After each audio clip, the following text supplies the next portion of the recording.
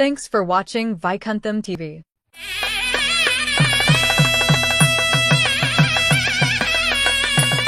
தனுசு ராசினியர்களுக்கு 2025ல வரப்போற சனி பயிற்சி எப்படி இருக்கும்? தனுசு ராசியை பொறுத்தளவுக்கு உங்களுடைய ஜென்ம ராசிக்கு 4வது இடத்துக்கு சனி பகவான் பயிற்சி ஆகிறதுனால அந்த 4வது இடம் அப்படிங்கிற ஸ்தானம் பார்த்தீங்கன்னா மாதுர் ஸ்தானமாக, சுகஸ்தானமாக, வண்டி வாகன ஸ்தானமாக அமைகிறதுனால இந்த 4ஆம் இடத்துக்கு அர்த்தாஷ்டம சனியாக உங்களுக்கு பரிணமிக்கிறார்.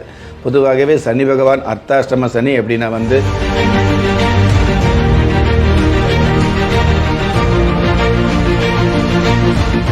ராஜயோகம் டிவி நேர்கள் அனைவருக்கும் வணக்கம். நான் உங்க பிரீத்தி. நம்மளோட ராஜயோகம் டிவியில் உங்களுக்கு சனி பயிற்சி பற்றி நிறைய விஷயங்கள் நீங்கள் பார்த்துட்டு இருப்பீங்க.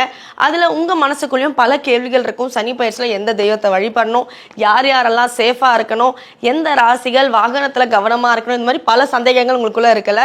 உங்கள் சார்பாக அந்த கேள்விகளெல்லாம் நான் ராஜயோகம் புகழ் டாக்டர் ராம் சார் அவர்கள்கிட்ட கேட்க போகிறேன். நிகழ்ச்சியை தொடர்ந்து பாருங்கள். அதுக்கு முன்னாடி சாரை வரவேற்றுடலாம். வணக்கம் சார். வணக்கம் சார். தனுசு ராசினியர்களுக்கு 2025ல் வரப்போகிற சனி பயிற்சி எப்படி இருக்கும்? திருக்கணித பஞ்சாங்கப்படி 2025 மார்ச் மாதம் 29ஆம் தேதி கும்ப ராசியிலிருந்து மீனம் ராசிக்கு சனி பகவான் பயிற்சி ஆகிறார். அதுவே வாக்கிய பஞ்சாங்கப்படி எடுத்துக்கிட்டோம் அப்படின்னா 2026 பிப்ரவரி மாதம்தான் கும்ப ராசியிலிருந்து மீன ராசிக்கு சனி பகவான் பயிற்சி ஆகிறதாக சொல்லப்பட்டிருக்குது. எது எப்படி இருந்தாலும் தனுசு ராசியை பொறுத்தளவுக்கு உங்களுடைய ஜென்ம ராசிக்கு 4வது இடத்துக்கு சனி பகவான் பயிற்சி ஆகிறதுனால அந்த 4வது இடம் அப்படிங்கிற ஸ்தானம் பார்த்தீங்கன்னா மாதுர் ஸ்தானமாக, சுகஸ்தானமாக, வண்டி வாகன ஸ்தானமாக அமைகிறதுனால இந்த 4ஆம் இடத்துக்கு அர்த்தாஷ்டம சனியாக உங்களுக்கு பரிணமிக்கிறார். பொதுவாகவே சனி பகவான் அர்த்தாஷ்டம சனி அப்படின்னா தேவையில்லாத கஷ்டங்களை கொடுக்கக்கூடியது, மனச்சோர்வு. அதாவது இந்த உலகத்தில் நல்ல வாழ்வு வாழ வேண்டிய நமக்கு தேவையில்லாத மனச்சோர்வுகளை ஏற்படுத்தக்கூடியது, உங்களுக்கு நீங்களே ஒரு சில காரியங்களை தடைகளை ஏற்படுத்திக்கிறது அல்லது தாமதப்படுத்திக்கக்கூடிய சூழலை அதிகமாக கொடுத்துக்கிட்டு இருக்கோம். சுகஸ்தானம் அப்படிங்கிற அமைப்பு இருக்கிறதுனால உடல் ரீதியான வகையில் தேவையில்லாத தொந்தரவுகள் வர்றது, தேவையில்லாத நோய் நொடிகள் வருவது, நம்ம எவ்வளவு தான் சிரத்தை எடுத்து சரியான நேரத்தில் உணவு சாப்பிட்டால் கூட அது தேவையில்லாமல் உங்களுக்கு மருத்துவ செலவுகளை கொடுக்கக்கூடியது. கண்ட இடங்களில் கண்ட விஷயத்தை சாப்பிட்றோம் அப்படிங்கிறத விட உங்களுக்கு தேவையில்லாத நோய் நொடிகள் ஏற்பட்டு மருத்துவ செலவுகளை கொடுக்கக்கூடிய அமைப்பு இருக்கிறதுனால உடல் ரீதியான வகையில் ரொம்ப ரொம்ப கவனமாக இருக்கிறது நல்லது. நாம் எவ்வளவு கவனமாக இருந்துக்கிட்டு இருந்தால் கூட ஒரு சில பேருக்கு வழியாக ஏதாவது நோய் இருக்கும் இல்லையா, பரம்பரை நோயின்னு சொல்லுவாங்க இல்லையா, பரம்பரை சொத்துன்னு போய் இப்போ பரம்பரை நோய் வரக்கூடிய ஒரு காலம் வந்துட்டு இருக்கிறதுனால பரம்பரையாக உங்கள் குடும்பத்தில் வேறு யாருக்காவது ஏதாவது நோய் இருந்தால் கூட அந்த நோய் உங்களுக்கு தாக்கப்படக்கூடிய ஒரு சூழலை கொடுக்கக்கூடிய அமைப்பில் தேவையில்லாத வீண் செலவு, மருத்துவ செலவுகளை கொடுக்கக்கூடிய அமைப்பில் இந்த அர்த்தாஷ்டம சனி இருக்கும் அப்படிங்கிறது உண்மை. இருந்தாலும் இந்த சனி பகவான் குரு பகவானுடைய வீட்டில் சஞ்சாரம் செய்கிறதுனால அதாவது காசு பண சம்பந்தப்பட்ட அமைப்புகளில் ஓரளவு வருமானம், இந்த உலகத்தில் மற்றவங்க நம்மளை பார்த்து தேவையில்லாமல் ஏசி பேசாமல் காசு பணம் கிடைக்கக்கூடிய பாக்கியங்களை கொடுத்துக்கிட்டு இருக்கும் அப்படிங்கிறது உண்மையான விஷயம். வீடு நிலம் வாங்கக்கூடிய சொத்து பத்து விஷயங்களில் கொஞ்சம் கொஞ்சம் தயக்கம் காட்டி அல்லது தாமதம் கொடுத்து சின்ன சின்ன முட்டுக்கட்டைகளை ஏற்படுத்தி முடிவு நல்ல முடிவாக மாறக்கூடிய சூழலையும் தனுசு ராசிக்கு கொடுக்கும் அப்படிங்கிறது உண்மையான விஷயம். இன்னும் சில பேருக்கு பார்த்தீங்கன்னா வண்டி வாகனம், ஆடம்பரமான வாகனம் அமையக்கூடியது, 2 சக்கர வாகனத்திலிருந்து 4 சக்கர வாகனம் போகக்கூடியது, இந்த மாதிரி நல்ல நல்ல விஷயங்களை செஞ்சுக்கிட்டு இருக்கும். ஆனால் அந்த 4 சக்கர வாகனம் முழுமையான பணம் கொடுத்து வாங்க முடியாமல் அதில் கடனை ஏற்படுத்தி அந்த கடன் மூலமாக தேவையில்லாத கலக்கங்களை கொடுக்கக்கூடிய அமைப்பும் இருந்துகிட்டு இருக்கும் அப்படிங்கிறது உண்மையான விஷயம். பொதுவாகவே சனி பகவான் 4ஆம் இடத்துல இருந்தார் அப்படின்னா நல்ல விஷயங்களுக்கு கூட நாம் அதிக முயற்சி எடுக்கக்கூடிய, தானா நல்லது நடந்தது அப்படிங்கிறத விட உங்களுக்கு உங்களுடைய முயற்சியால் மட்டுமே கொஞ்சம் கொஞ்சம் நல்லது நடக்கக்கூடிய பாக்கியத்தை கொடுத்துக்கிட்டு இருப்பார் அப்படிங்கிறது உண்மை. சொந்த பந்தங்களில் யாரெல்லாம் உண்மையான சொந்தம்னு சொல்லக்கூடிய தகுதி இருந்துகிட்டு இருக்குதா, உறவு அப்படிங்கிறது உண்மையான உறவாக அமையுதா, நட்பு அப்படிங்கிறது உண்மையாலுமே நல்ல நட்பா என்ற விஷயத்தை எல்லாம் நாசுக்காக புரிந்து கொள்ளக்கூடிய அமைப்பில் இந்த 4ஆம் இடத்துல சனி பகவான் இருந்துகிட்டு இருப்பார். நீங்கள் பேசக்கூடிய பேச்சுகளில் கவனம் அப்படிங்கிற விஷயத்தை கையாளக்கூடிய ஒரு பயிற்சியாக இந்த சனி பயிற்சி இருந்துகிட்டு இருக்கும். கிராமப்புறங்களில் சொல்லுவாங்க இல்லையா, பகலில் பார்த்து பேசு, அந்தியில் அதுவும் பேசாதேன்னு சொல்லுவாங்க.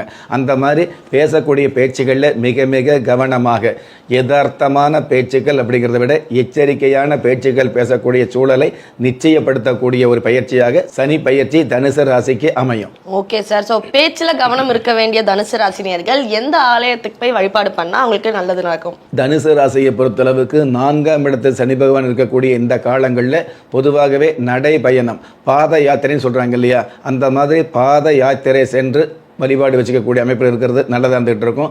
எந்த கோயிலாக இருந்தாலும் பாத யாத்திரை, திருப்பதி பெருமாளாக இருக்கலாம், அல்லது பழனிமலை முருக பெருமானாக இருக்கலாம், திருச்செந்தூர் முருகராக இருக்கலாம், முடிஞ்ச அளவுக்கு பாத யாத்திரை சம்மந்தப்பட்ட வழிபாடுகளை ஏற்படுத்திக்கிறது மிக மிக பாதுகாப்பாகவே இருந்துகிட்டு இருக்கும். அல்லது பாத யாத்திரை செல்லக்கூடிய பக்தர்களுக்கு பல வகை அல்லது கனி வகைகள் தானம் செய்வது சிறப்பாக இருந்துகிட்டு இருக்கும். இது எல்லாத்துக்கும் மேலே உங்களுடைய ஜாதகப்படி சனி பகவான், அதாவது உங்களுடைய பிறந்த ஜாதகத்தில் 3, 6, 11 ஸ்தானங்கள் இருந்தார்னா சனி பகவான் நல்லது பண்ணுவார். ஒன்று. அதே மாதிரி உங்களுடைய ஜாதகத்தில் சனி பகவான் ஆட்சி உச்சமாக இருந்தது அப்படின்னா, அல்லது உங்களுடைய ராசி அதிபதி குரு பகவானோடு சேர்ந்தது அப்படின்னா நல்லதை மட்டுமே அதிகமாக செய்வார் அப்படிங்கிறது பொதுவான விதி. ஒரு மனிதன் பெற்றோராலோ மற்றோராலோ உற்றார் உறவினராலோ கைவிடப்பட்டாலும் ஆன்மீகம் கைவிடுவதில்லை. ஆம், நல்லவர்களையும் நியாயமானவர்களையும் குலதெய்வம் கைவிடுவதில்லை. ராஜயோகம் டாக்டர் கே. ராம் அவர்களின் 35 வருட ஆன்மீக ஆராய்ச்சியில் தெய்வ பிரசன்ன சாஸ்திரப்படி உருவாக்கப்பட்ட குலதெய்வ விருட்சம், 30 முக்கோடி தேவர்களின் மூல மந்திரங்களால் பூஜிக்கப்பட்ட குலதெய்வ விருட்சம், இழந்த செல்வம், இழந்த கௌரவம், கலைந்த குடும்பம், தொலைந்த நிம்மதி திரும்ப கிடைக்க வாங்கி பயனடைவீர். குலதெய்வ விருட்சம் கிள்ளி கிடைக்கக்கூடிய யோகங்களை அள்ளி கொடுக்கக்கூடிய ஆன்மீக அற்புதம் குலதெய்வ விருட்சம். ஒவ்வொரு இல்லத்திலும் இருக்க வேண்டிய ஆன்மீக பொக்கிஷம் குலதெய்வ விருட்சம். யோகங்களில் சிறந்த ராஜயோகம் தருவது குலதெய்வ விருட்சம். திக்கற்ற யாவரும் ஒப்பற்ற பயன் பெற வாங்கி பயனடைவீர். குலதெய்வ விருட்சம். குலதெய்வ விருட்சம், குடும்பமே சுபிட்சம்.